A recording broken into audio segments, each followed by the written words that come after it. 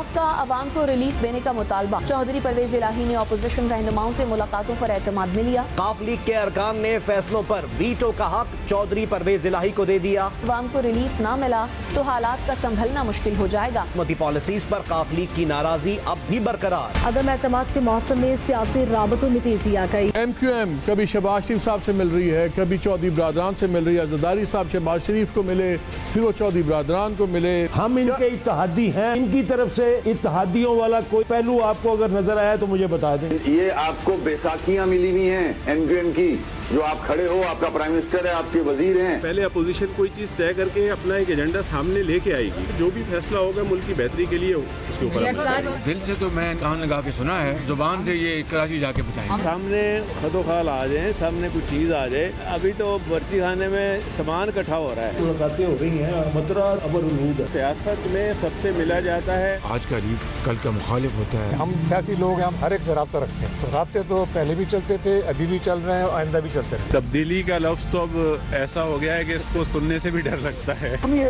Political poster की बात करते हैं तो हम ब्लैक मेडल बन जाते हैं। उस वक्त तक बोझ उठाएंगे जब तक रियासत इमरान खान के साथ खड़ी है। मुझे मुश्किल हालात लग रहे हैं आने वाले वक्तों में। हमने कहा था हुकूमत हमें, क्योंकि 2 वजारतें मांगी थी और उनमें से आज भी हम एक वजारत को तलब करते रहे। जब भी कोई इशू आता है, लोग अपने मुतालबे मनवाने के लिए कुछ न कुछ डिमांड करते हैं। प्राइम मिनिस्टर साहब ने ये फैसला किया है, हम फेडरल जो काबीना है उसके अंदर भी एडिशंस करने जा रहे हैं। नए पोर्टफोलियोज और नए लोगों को उसमें भी हम ऐड करने जा रहे हैं। वजारतें बांटने के लिए बजट भी है, गरीब को आसूदगी देने के लिए आपका बजट खाली है। जिस तरह हमारा जनाब से एक तल्लुक बना है और वो हमने निभाने के लिए बनाया है। आपके ऊपर, आपकी फैमिली के ऊपर पूरा इत्मीनान है। आप PTI वालों को एक दफा जरा तगड़े तरीके से कहते हैं, घबराना नहीं। इमरान खान साहब इस वक्त अपनी लास्ट लेग्स पे, ये एक ऐसा रिस्क है जो लेना चाहिए।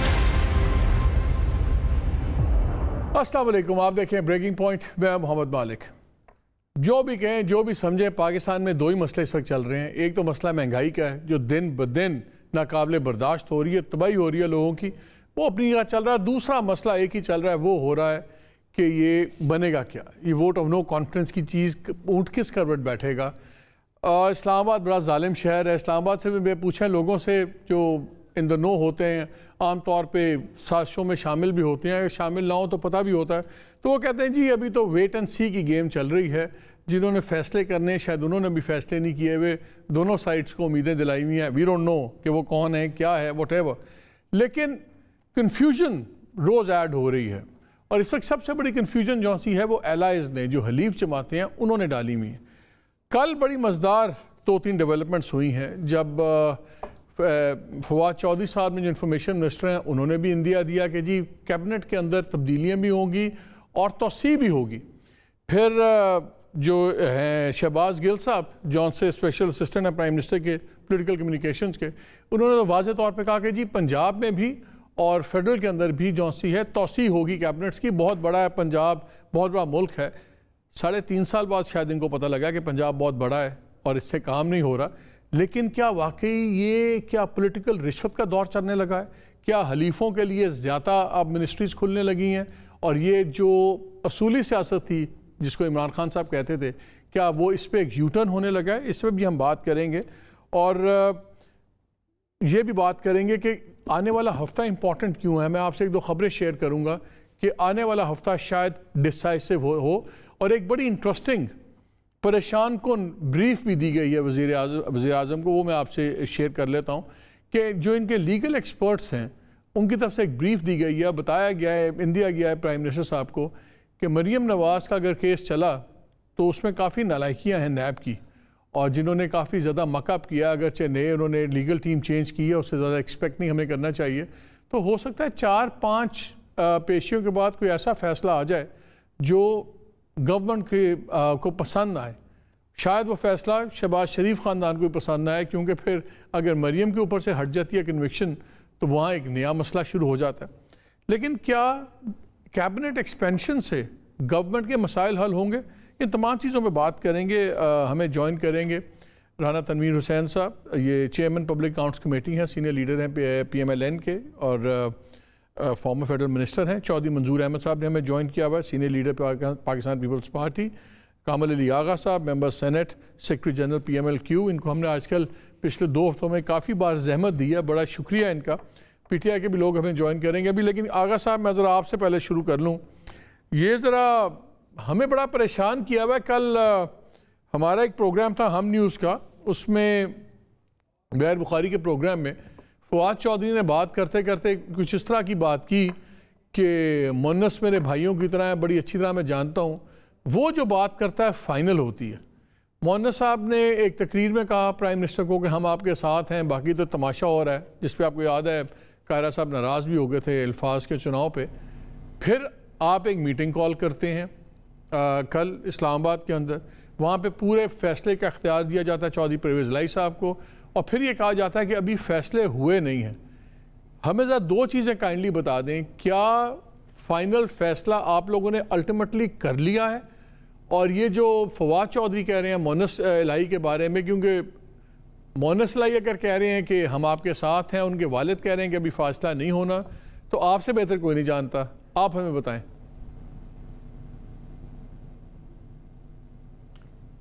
देखें, जब मुन्नस साहब ने ये कह दिया कि आप अपने बंदों को संभालें, उनको कहें कि वो परेशान ना हों, और प्राइम मिनिस्टर साहब ने उसके बाद उस मशवरे को जो है वो बड़ा फाइक मशवरा करार दे दिया, तो उसके बाद हुकूमत के अंदर इतनी हरासमेंट तो नहीं होनी चाहिए ना, इतनी परेशानी के वजारतें बांटते फिरें पंजाब के अंदर, वफाक के अंदर।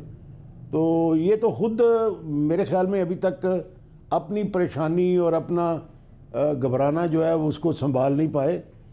बाकी रही बात कि हमारी जमात का क्या फ़ैसला है, देखें मुन्नस साहब ने जो कुछ कहा था, मैंने उस दिन भी वाज़े कर दिया था, उन्होंने उस दिन तक जो फ़ैसला था पार्टी का उसको इंडोर्स किया था।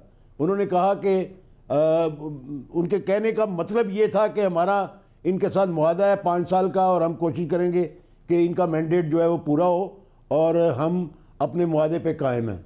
तो यही सूरत हाल जो है वो कायम रही है। लेकिन मुल्क के अंदर जो चौधरी साहब फरमाते हैं कि मतला अबरलूद है, और जब मतला साफ़ होगा तो सब कुछ नज़र आना शुरू हो जाएगा। तो ये सारी चीज़ें अगर मिला के देखें तो कल की मीटिंग में हमारी जो मेंबरान असम्बली हैं वो काफ़ी परेशान थे, सच्ची बात ये है, क्योंकि ज़ाहिर है ये महंगाई जो है, लॉ एंड आर्डर की सिचुएशन जो है, इससे आम आदमी बड़ा परेशान है, जिसकी वजह से ज़ाहिर है मेंबरान असम्बली जो हैं वो भी काफ़ी परेशान है। और हमेशा हम ये कहते रहे हैं, बार बार कहते रहे हैं, और दिन में कई बार कहते रहे हैं कि हुकूमत को आम आदमी को डिलीवर करना चाहिए। आम आदमी को डिलीवर नहीं करेंगे तो आइंदा इलेक्शन में उतरना जो है वो बड़ा मुश्किल हो जाएगा। सबसे पहले PTI के लिए होगा, उसके बाद हम इत्तेहादी हैं, जो भी इत्तेहादी हैं उनके लिए भी परेशान कुन होगा और इलेक्शन मुश्किल हो जाएगा। तो ये सारा सिलसिला जो है वो कल डिस्कस हुआ पार्टी मीटिंग के अंदर, और उसके बाद ये फैसला हुआ कि हालात चूँकि तशवीशनाक हैं और मिनट टू मिनट जो है वो एक नया सिनेरियो बनता जा रहा है, तो उसके अंदर ज़ाहिर है कि पार्टी क़यादत के पास ऐसा मैंडेट होना चाहिए, ऐसा अख्तियार होना चाहिए कि वो सूरत हाल को देख के जो है वो फ़ैसला कर सकें, उनको बाख्तियार किया जाए। वो ही किया, और पूरी पार्टी ने बड़े एतमाद के साथ चौधरी परवेज़ इलाही साहब के ऊपर एतमाद का इजहार किया। कल चूँकि शुजात हुसैन साहब मौजूद नहीं थे, तो इसलिए जो नेक्स्ट क़यादत है चौधरी परवेज़ इलाही साहब, उनको बाख्तियार किया गया, क्योंकि वही सारे मामलात को देख रहे हैं और पार्टी के अमूर को भी देख रहे हैं, इसलिए उनको अख्तियार दिया गया कि हालात को देखते हुए जो भी वो फैसला करेंगे वो पार्टी के मेंबरान को काबिल कबूल होगा। और इसी बात पे जो है, हाँ, जो तशवीश का इज़हार किया गया वो मैंने आपके सामने रखा है, वो बड़ा शिद्दत के साथ था कि फ़ंड्स की फराहमी में भी सुस्ती होती है और डेवलपमेंट भी सुस्त रवि का शिकार है, लॉ एंड ऑर्डर की सिचुएशन भी हलकों में जो है वो बदतरीन है, और महंगाई और बेरोज़गारी चूँकि शिद्दत के साथ बढ़ती चली जा रही है, तो तशवीश तो है और तशवीश का इज़हार जो है मेंबरान ने किया, लेकिन चौधरी परवेज़ इलाही साहब को अख्तियार दिया। अच्छा, कुछ अखबारात में बड़ी इंटरेस्टिंग खबर लगी है आगा साहब, जिसमें लिखा है कि उनको वीटो का अख्तियार भी दिया गया है, जिससे तासुर ये मिल रहा है कि जो कल मेजॉरिटी अब वहाँ पे आपके मेंबरान थे, उन्होंने शायद ये इशारा दिया है कि हमें अलहदा हो जाना चाहिए, और इसलिए वीटो का फैसलों के वीटो का इख्तियार भी दिया गया परवेज़ इलाही साहब को। एक तो है ना कि उन्होंने फैसले करने का इख्तियार है, कि जो पार्टी के फैसले हैं उनको वीटो करने का इख्तियार भी दिया गया। तो क्या हम ये समझने में हम दुरुस्त समझ रहे हैं कि मेजॉरिटी जो लोगों की थी वो आप कह रही थी कि सरकार से अलहदा हो के अब आप चलें?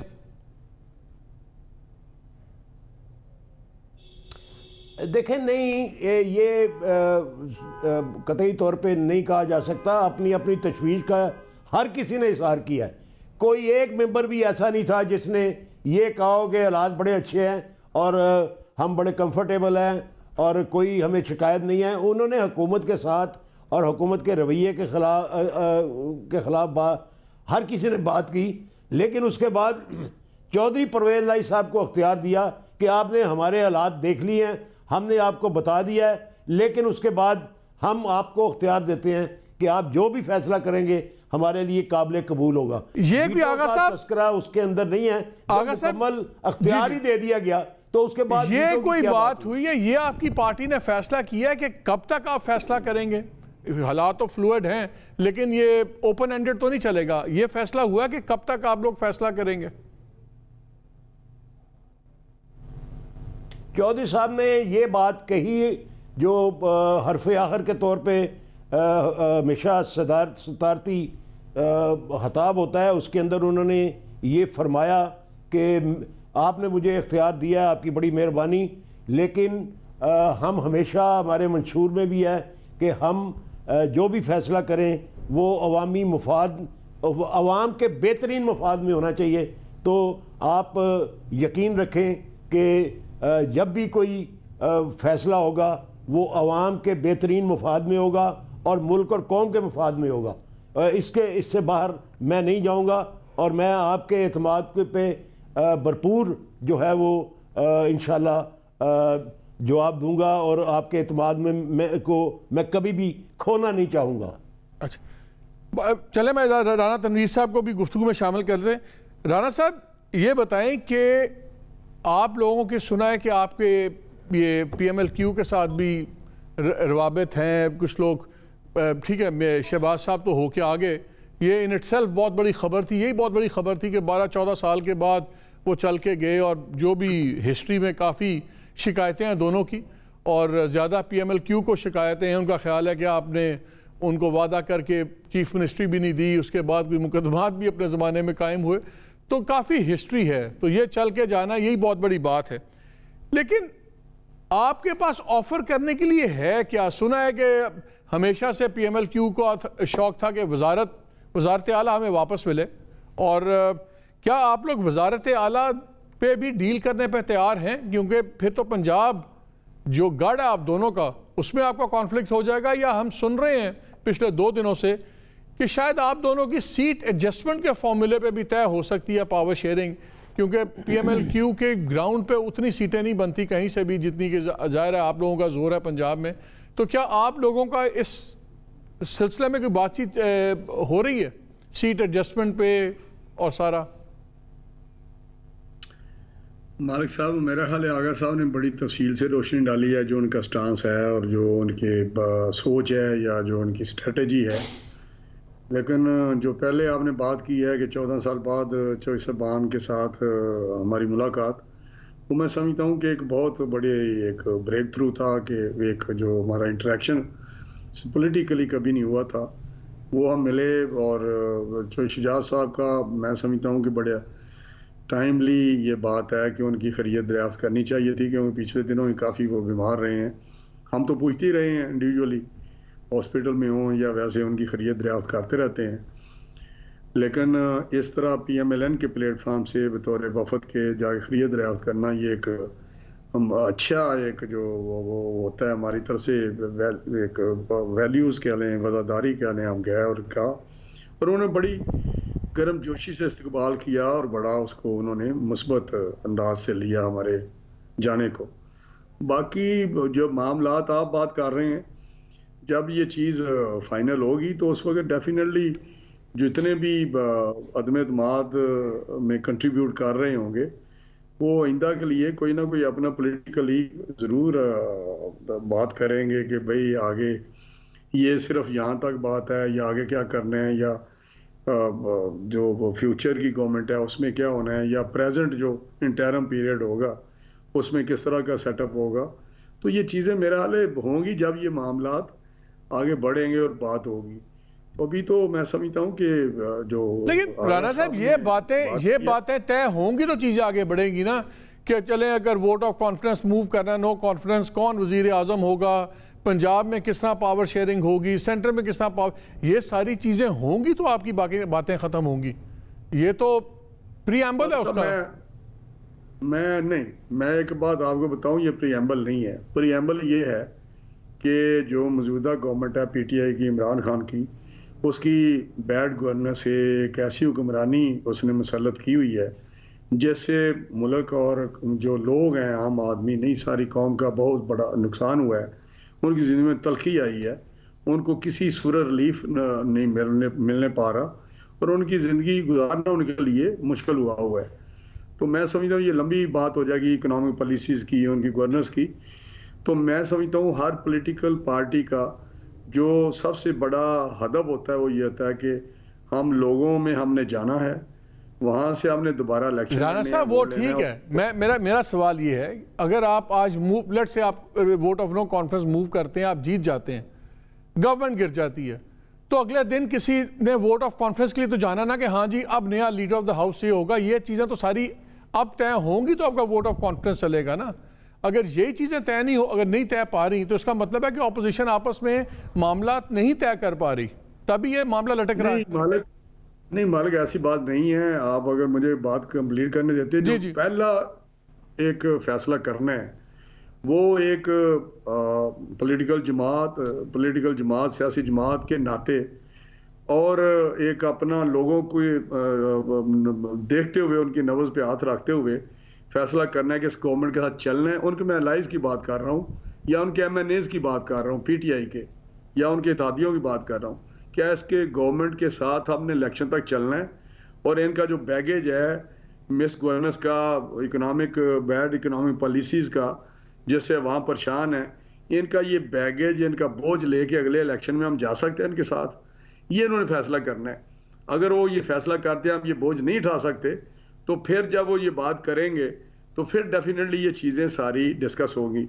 अभी तो मैं समझता हूँ कि ये फैसला शायद नहीं, जिस तरह मैंने आगा साहब को सुना है, ये फैसला अभी तक उन्होंने चौधरी साहब को इख्तियार दिया है, चौधरी परवेज़ इलाही को, और वो ये फैसला करते हैं कि ये वाकई जो कहते हैं हमारे मेंबरान परेशान थे इनकी हालात से कि इतने बुरे हालात हैं कि एक आम आदमी जो है वो चीख रहा है, तो अगर ये फैसला करते तो फिर डेफिनेटली ये पॉलिटिकल जो सारी एडजस्टमेंट हैं या फ्यूचर की या प्रेजेंट की या सारे सिलसिले डिस्कस होंगे। बाकी रही हमारी अपोजिशन जो इस वक्त है, उन्होंने एक फैसला किया हमने अदम एतमाद में जाना है, तो उसमें ऑलमोस्ट कुछ ना कुछ अंडरस्टैंडिंग हुई है जिसके लिए आगे बढ़ रहे हैं, जिसके साथ आगे बढ़ रहे हैं। तो आपको मायूसी नहीं होगी कि अगर अदम एतमाद जो कि इंशाल्लाह कामयाब होगी तो आपको मायूसी नहीं होगी कि फैसले आपको पता चल जाएंगे, वो बड़े और अच्छे लगेंगे आपको फैसले। हमारे लिए तो और वो फैसला अच्छा है जो मुल्क के लिए अच्छा हो, बाकी तो सियासी जमातों के अपने। चौधरी साहब जब जी साल आपने 3.5 साल मालिक हमने गुजारे हैं एक इंतहाई फाशिस्ट गवर्नमेंट के जो मुसल्लत किया हुआ है, एक इंतहाई इंतकामी कार्रवाइयों पे अगर हमने 3.5 साल 4 साल गुजार लिए हैं, तो साल सवा साल गुजारते हुए अब तो इनकी आहिस्ता आहिस्ता इतनी डिटोरिएशन या रोयन हो रही है, अब गवर्नमेंट का आखिरी साल तो ऐसे ही होता है। तो मैं समझता हूँ ये ना कहें हम जो कर रहे हैं वो ये कि अब मुल्क पाकिस्तान और अवाम इस गवर्नमेंट का मजीद इसके कारनामों का, इसकी पॉलिसीज़ का, इसके तर्ज हुकूमत का बोझ आ सकते। चौधरी साहब जी मैं आता हूँ, राना साहब मैं आता हूँ। चौधरी मंजूर साहब ये बताएं, आप लोगों ने तो बड़ी एक पंजाब में पहले भी एक मूव की जब सेनेट के इलेक्शंस थे और कामिल आगा साहब भी उसमें इलेक्ट हुए, आप लोगों ने PMLQ के साथ मिल के, बाकी पार्टी के साथ मिल के एक अरेंजमेंट बनाई और उसके नतीजे में हमारे साथ बैठे हुए आगा साहब भी वाहिद आदमी वहाँ से इलेक्ट भी हुए, सब कुछ हुआ। क्या पीपल्स पार्टी ये देखती है, रोल प्ले कर रही है कोई कि ये जो PMLQ है और इसका एक दो एलाइज हैं इनको निगोशिएटेड करके सेटलमेंट करके विद PMLN और सबके बैठ जाएं? कि एक तासुर यह है कि अपोजिशन कलेक्टिवली काम नहीं कर रही, हर पार्टी अलग-अलग कर रही है। PMLN खुद जोड़ तोड़ कर रही है, पीपल्स पार्टी खुद जोड़ तोड़ कर रही है, जिसका जिससे बातचीत ताल्लुक है वो उससे कर रहा है, लेकिन जब तक कलेक्टिव नहीं है इसलिए रिजल्ट सामने नहीं आ रहा। अच्छा, एक तो मालिक साहब ज़रा आपको देखना पड़ेगा कि मैं कुछ चीज़ें आपके सामने रखता हूँ, अगर आप उनको कनेक्ट कर पाएँ तो शायद कुछ चीज़ें समझ आ जाएँ। मुस्लिम लीग नून की पार्टी के सीनियर लीडर्स का CEC का इजलास हुआ, उन्होंने अपने फैसले का इख्तियार जो है वो मियाँ नवाज शरीफ साहब को दे दिया। फिर अभी आगा साहब फरमा रहे थे कि उन्होंने मशवरा दिया PTI को कि आप तगड़े होकर अंदर मैसेज दें कि घबराएं ना। उसके बाद जहांगीर खान तरीन ग्रुप का अजलास होता है जिसमें बहस मुबासा के बाद फ़ैसले का इख्तियार जहांगीर खान तरीन साहब को दे दिया गया। और फिर पाकिस्तान मुस्लिम लीग कायद-ए-आज़म का होता है, तो उसमें जो है वो बहस व तमहीज़ जो आज हुई है जिसमें उन्होंने कंसर्न्स का इजहार भी किया, सारी परेशानियां की बात भी की, सब कुछ, उसमें फ़ैसले का इख्तियार जो है वो चौधरी परवेज़ लाई साहब को दे दिया गया है। शायद एक दो और जमातें भी हों जो फ़ैसले का इख्तियार अपने कायदीन को दे दें।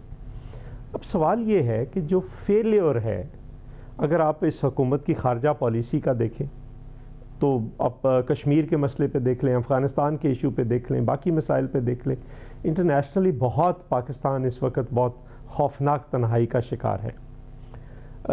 अगर आप दाखिला पॉलिसी में देखें तो दहशतगर्दी समेत बहुत सारी ऐसी चीज़ें वापस आ रही हैं जिनका कला कमा हो गया था। अगर आप फाइनेंशियली देखें, मुआशी पॉलिसी को देखें तो इस वक्त पाकिस्तान जो है वो बिल्कुल, जो समझने वाले हैं मईशत को, वो कह रहे हैं कि हम बिल्कुल किनारे पे जाकर खड़े हो गए हैं दिवालियापन के। आज मैं अभी एक वीडियो देख रहा था, बड़ी डिस्टर्बिंग वीडियो है, उसको रऊफ़ क्लासरा साहब ने भी ट्वीट के अंदर रीट्वीट किया है। एक टैक्सी ड्राइवर बाकायदा जिक्र करते हुए आंसुओं के साथ रोना शुरू हो गया है कि बताएं मैं अपने बच्चों को कैसे पालूं, बताएं मैं पेट्रोल कैसे इसमें डलवाऊं, कैसे खर्चा पूरा करूं, किराए का घर है उसका किराया कैसे दूं, बिजली का बिल। ठीक, ये हालत है इस वक्त। और मैं तो हमेशा ये कहता हूं कि अगर इस वक्त अपोजिशन ने भी अपना रोल अदा ना किया तो लोग फिर शायद अपोजिशन को भी माफ़ी ना दें। तो इसलिए ये ज़रूरी हो गया है कि ये जाएं, और इनका बोझ इनकी अपनी पार्टी के मेंबरान नहीं उठा पा रहे तो इत्तेहादी कैसे उठाएंगे? इस वक्त इस कदर वो बोझल हो गए।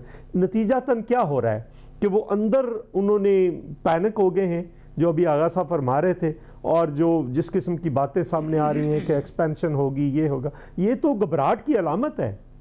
घबराना, मैसेज तो ये था कि घबराना नहीं है, लेकिन जो अलामात हैं वो तो सारी घबराहट की हैं जो शुरू हो चुकी हैं। सो मेरा ख्याल है कि एक वक्त होता है जब आप देखिए, मेरा सवाल बीच में ही है, क्या आप लोग अलग-अलग कोशिश कर रहे हैं? वरना आमतौर पे ऐसे मामलात में होता ऐसे है कि, सुन लीजिए मेरा सवाल ये है, आमतौर पे हम देखते हैं होता ऐसे है कि पूरी ऑपोजिशन मिल के एक कमेटी सी बना देती है जिसमें सबकी नुमाइंदगी होती है, वो जाके तमाम लोगों से बात करती है।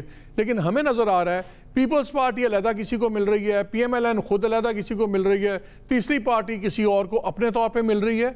एक कलेक्टिव एफर्ट नहीं है, इंडिविजुअल एफर्ट्स हैं अपोजिशन पार्टीज की। तो क्या इंडिविजुअल पार्टीज एफर्ट्स कोई रंग ला पाएंगी? मेरा ख्याल है ये इस बार शायद ये पहली बार हो रहा है। मैं इस बात का बरमला इतराफ़ कर रहा हूँ कि शायद सेकंड ईयर और थर्ड ईयर लीडरशिप को जो पूरी सिचुएशन है उसके बारे में शायद उस तरह से इल्म नहीं है। ये तो कह दिया गया है, प्रिंसिपली तो फैसला हो गया है। आगे करना कैसे है, जो अभी आपके सवालात थे तो किस तरह से करना है, सब अपनी अपनी एफर्ट कर रहे हैं, लेकिन किसी जगह पे ये इकट्ठी भी हो रही हैं। किस लेवल पे हो रही हैं, क्या लेवल है, कैसे हो रही हैं, इनका मेरे तो इल्म में नहीं है शायद। चल मुझे यहाँ पे एक ब्रेक लेना है और ब्रेक के बाद आके इस पर भी बात करेंगे कि अपोजिशन जो मर्जी कह रही है, गवर्नमेंट ने तो क्लियर कर दिया, अब तो कैबिनेट की एक्सपेंशन भी होगी और भी शायद लवाजमात मिलें नाराज लोगों को, दुखी लोगों को। तो क्या is it too little too late कि या गवर्नमेंट अभी भी ये गाजरें और मिठाइयाँ दे के गेम उल्टा सकती है? इस ब्रेक के बाद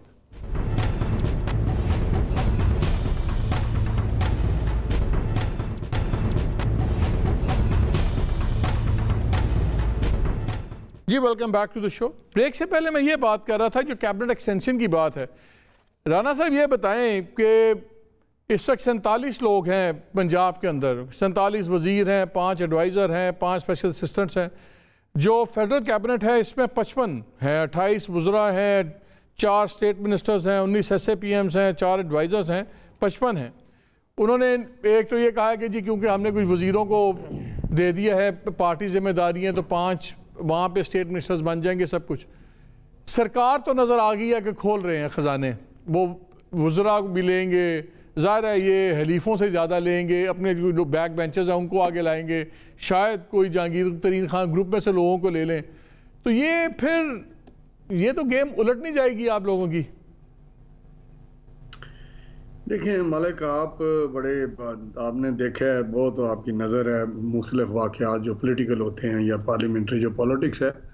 मैं समझता हूँ कि अभी एक बात तो तय है, इनके जो एक्शंस हैं या इनका जो इस वक्त डिसीजन ले रहे हैं बैठ के कि इनके ऊपर एक खौफ तारी है या वो शिकस्त मुसल्लत इन पे शिकस्त वो मान चुके हैं कि ये वाकई, पहले तो मानते ही नहीं थे, अब ये पता चल गया उनको कि ये एक बहुत ही सीरियस इशू है अदम तमादला, जो कि जिसके चांसेस कामयाबी के हैं।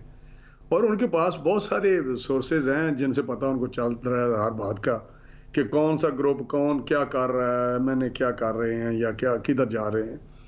तो मैं समझता हूँ अब ये कॉस्मेटिक्स चीज़ें हैं, ये बड़ी फ्रोई हैं। अब लोगों को पता है कि अब स्टेट मिनिस्टर देना या इस तरह की कोई फंड्स देना या पंजाब में एक्सपेंशन करना, ये कितने लोगों को दे देंगे, ये कितनी गवर्नमेंट के पास गुंजाइश होती है। पहले ही फंड्स तो इन्होंने बहुत ज़्यादा, आपको पता नहीं पंजाब की क्या हालत है कि वहाँ किस तरह MPs की जेबों। तो आपके ख्याल में इससे कोई फ़र्क नहीं पड़ेगा? मेरा अपना ख्याल है कि ये उनकी जो है करने जा रहे हैं, ये इनको और शिकस्त की तरफ लेके चीज़ जाएगी। अच्छा राना साहब एक चीज़ और बताएं, एक यहाँ लीगल एक्सपर्ट्स की एक ओपिनियन बनती जा रही है और ये वज़ीर आज़म को ही बताया गया है कि शायद मरीम नवाज़ की जो केस चल रहा है उनके हक़ में फ़ैसला हो जाए, लेकिन साथ ऑब्जर्वर्स ये कहते हैं कि अगर उनके हक़ में फ़ैसला हो गया तो ये शहबाज शरीफ साहब के हक़ में नहीं होगा, क्योंकि अभी तो मरीम सीन से हटी हुई हैं कन्विक्शन की वजह से। तो अगर वो बरी हो जाती हैं तो दोबारा जंग शुरू हो जानी है चचा भतीजी के अंदर। अगर मरीम का केस उनके हक़ में हो जाता है तो क्या अभी तक जो ये तासुर है कि शहबाज शरीफ ही लीड कर रहे हैं आपकी पार्टी को, वही कैंडिडेट हैं, वही सब कुछ हैं, इसमें फिर एक नया झगड़ा शुरू हो जाएगा? नहीं मालिक, पहले भी मैं कोई झगड़ा नहीं था और अल्लाह करेगा इंशाल्लाह मरियम बीबी बरी हो जाएंगी, क्योंकि वो कोई केस ही नहीं है, बेसलेस केस है, उसकी कोई ऐसी चीज़ ही नहीं है, उसमें कोई लिंक ही नहीं है उनका बनता। लेकिन दूसरी मैं आपको बात बताऊँ, मियाँ नवाज शरीफ साहब पार्टी के कायद हैं, वो जो फैसले करते हैं वही होते हैं और फैसला यही है, क्योंकि उनके बाद मियाँ नवाज शरीफ के बाद शहबाज साहब पार्टी के सदर हैं और आपको पता है कि यही होता है कि वो उनका तो 3 दफ़ा चीफ मिनिस्टर रहे हैं, तजर्बाकार हैं, उन्हें अच्छा काम किया है, करके दिखाया भी है, अच्छी गवर्नेंस दी है।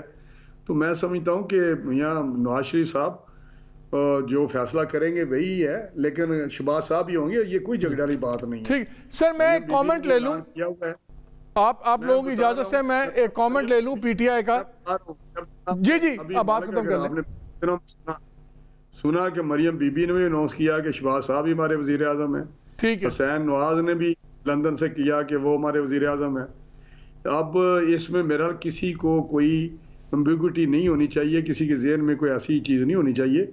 अब ये नई मीडिया पे आप बात शुरू कर देंगे तो इसका कोई फायदा नहीं है। ये तो अब हर तरफ से उन्होंने हम तो सवाल ही करेंगे ना राज साहब, हम तो सवाल ही करेंगे।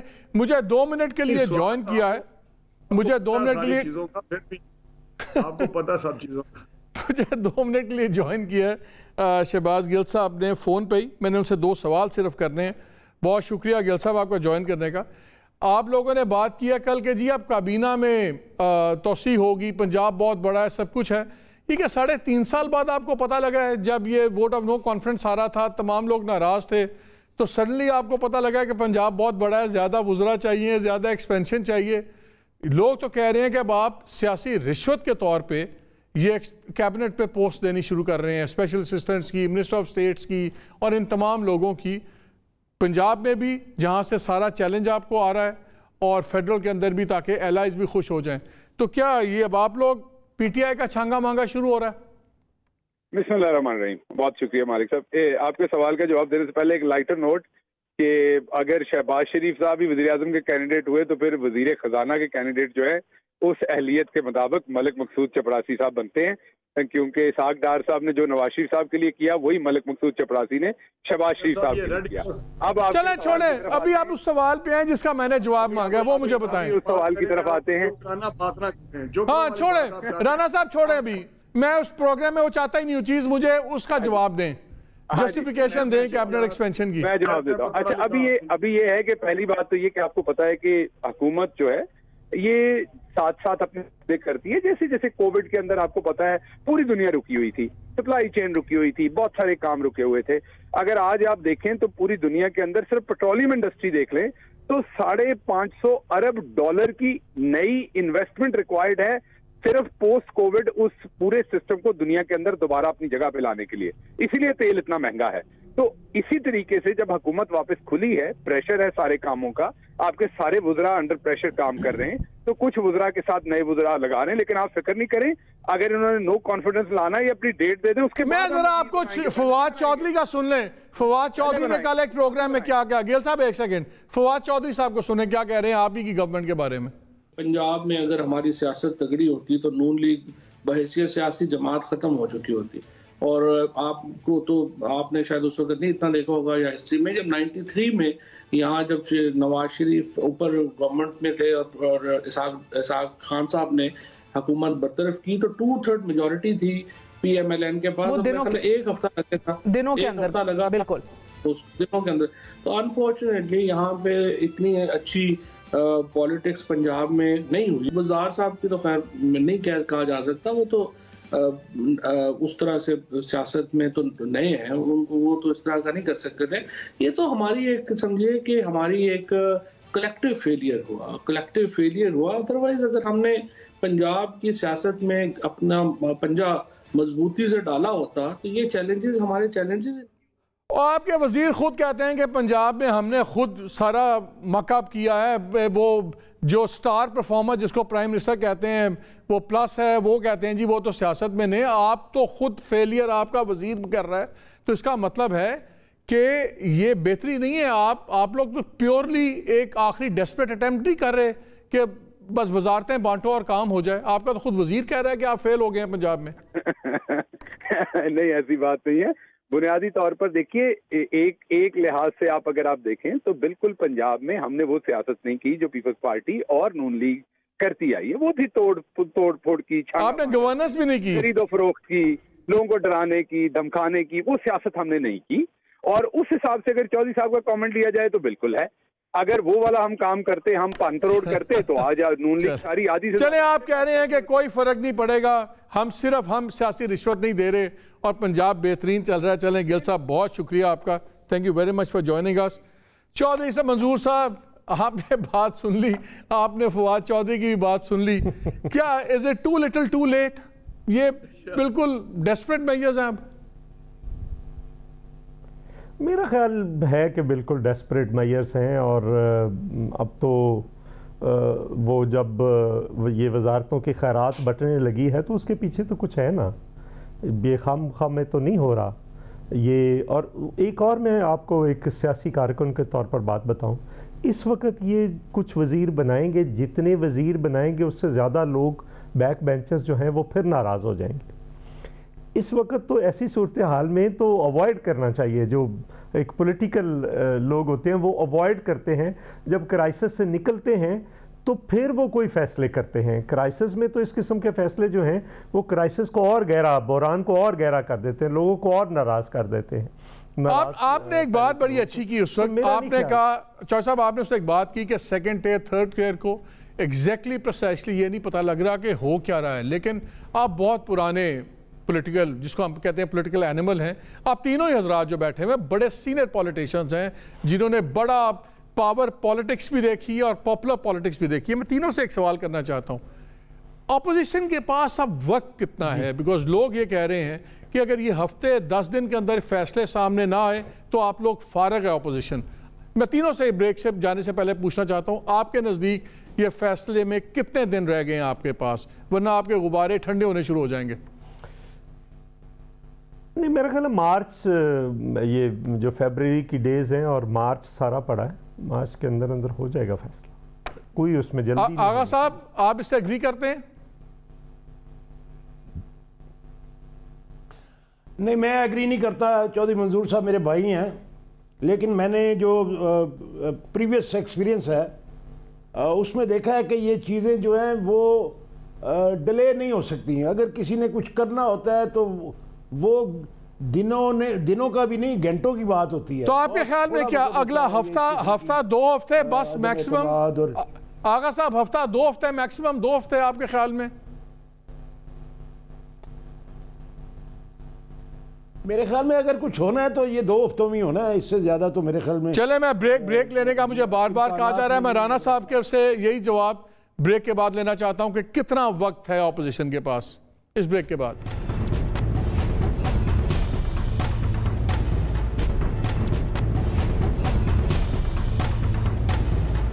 जी, welcome back to the show. वक्त थोड़ा बड़ी क्विकली, राना साहब आपसे वही सवाल, कितना वक्त है ऑपोजिशन के पास, क्योंकि वरना हवा निकलनी शुरू हो जाएगी?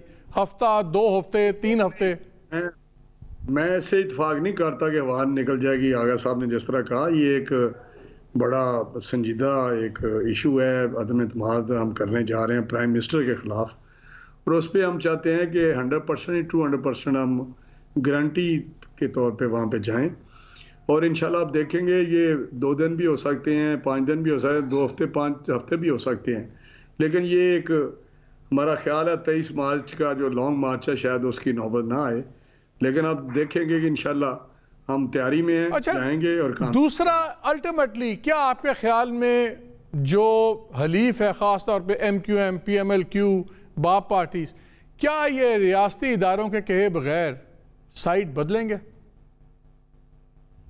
देखिए, मैं तो इनका कुछ नहीं कह सकता मामलात क्या हैं, लेकिन एक बात का मुझे पता है कि MQM और Q ये एक पॉलिटिकल पार्टीज़ हैं। बाप का तो मैं कुछ नहीं कह सकता, लेकिन ये हमेशा वो काम करेंगे जो सियासी होगा और एक अवामी राय के मुताबिक होगा, क्योंकि मैं समझता हूँ कि इलेक्शन आने वाले हैं। चाहे अदम एतमाद कामयाब हो तो जल्दी 3-4 महीने में आ जाएं, अगर ऐसी बात होती है तो साल कोई इतना टाइम नहीं है कि जो फिर इन्होंने मैदान में जाना और कहना हमें वोट। आगा साहब, और आपके फैसले में रियासत का कितना ताल्लुक होगा? अवाम का तो आपने कह दिया, अवाम का, बेहतरी का। मलिक साहब, एक मैं कंप्लीट करना है, जी जी, एक सेंटेंस कहना है कि इनके साथ अगर इस बैगेज के साथ गया ये पॉलिटिकल पार्टीज, फिर इनके साथ वही सलूक लोग करेंगे इलेक्शन में जो PTI के साथ करेंगे। जब ये उनके साथ खड़े होंगे तो वही इनके साथ सलूक होगा। इसलिए ठीक है, आपका पॉइंट आ गया राना साहब। आगा साहब, वेरी क्विकली, आपके फैसलों में रियासत के फैसले का कितना दखल होगा? देखें, दखल तो होता है, लेकिन बात यह है कि इस वक्त जो कैफियत बनी हुई है, आपने देखा कल हमारी पार्टी के मेंबरान ने जो ये हालिया पेट्रोलियम की कीमतों में इजाफा है उसके ऊपर शदीद रद्द अमल का इज़हार किया, और उन्होंने कहा कि ये कैसी हुकूमत है कि जो रिलीफ पिछले 15 दिन पहले दी थी उसको भी वापस लेके डबल जो है वो इजाफा कर दिया गया है, 12 रुपये। यानी अगर पिछली दफा आगरा ने कहा था कि 6 रुपये इजाफा करो तो इस दफा तो आप कुछ हद तक आप राना साहब की बात से एग्री करते हैं, आप कुछ हद तक राना साहब की बात से एग्री करते हैं? मालिक साहब बात यह है कि ऐसे लगता है कि हुकूमत सोचने समझने की सलाहियत भी खो बैठी है। यानी ये वक्त नहीं है, ये तो खुद एक्सपीडाइट कर रही है हर चीज को। यानी ऑपोजिशन को और क्या चाहिए मुझे बताएं?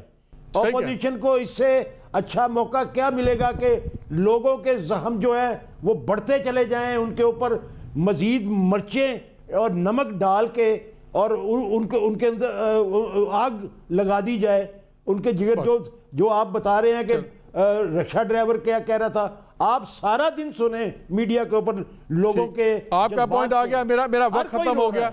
आगा साहब बहुत शुक्रिया, राना साहब बहुत शुक्रिया, चौधरी बदरू साहब बहुत शुक्रिया। नाज़रीन, जब स्ट्रॉन्ग तरीन हलीफ आपके ये कहें कि हुकूमत की सोचने समझने की सलाहियत ख़त्म हो गई है और ये डेस्परेट मेजर्स ले रहे हैं, तो फिर ये बड़ी it's a telling thing in itself.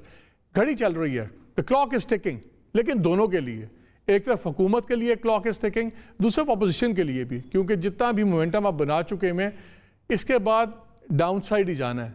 अब देखना ही है कि पहले कौन ब्लिंक करता है या पहले कौन हौसला पकड़ता है।